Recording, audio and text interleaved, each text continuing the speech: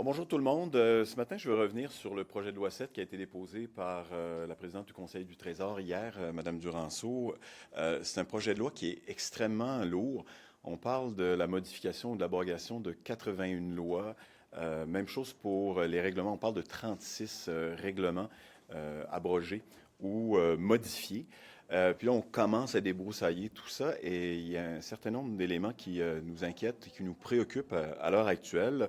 Bien sûr, on veut le dégraissage de l'État, davantage de reddition de comptes dans la fonction publique, bien entendu.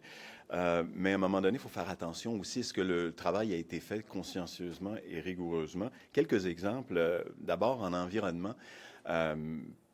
Pouvoir piger jusqu'à 1,8 milliard de dollars dans le fonds vert pour l'investir, par exemple, dans la construction de routes, c'est véritablement une hérésie, c'est un détournement de fonds et ça va absolument à l'encontre de ce pourquoi le fonds a été créé, si c'est pour la transition énergétique, pour l'atteinte de nos cibles en matière environnementale. On n'est vraiment pas dans ce sens-là. Puis évidemment, on ne peut pas ne pas faire le lien avec les intentions du ministre Drainville, vraisemblablement de revoir à la baisse les cibles en matière de réduction de gaz à effet de serre.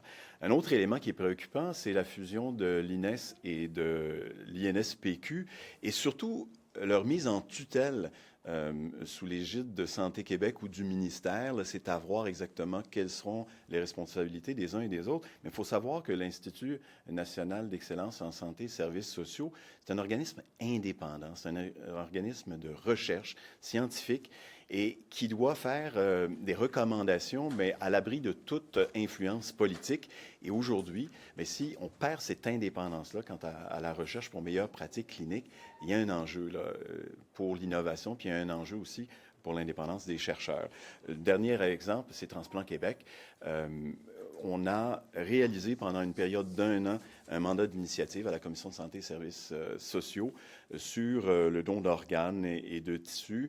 On a convenu dans une première observation que Transplant Québec était l'organisme le mieux placé pour prendre en charge éventuellement l'ensemble des opérations. Un organisme qui existe depuis plus de 50 ans, qui a fait ses preuves.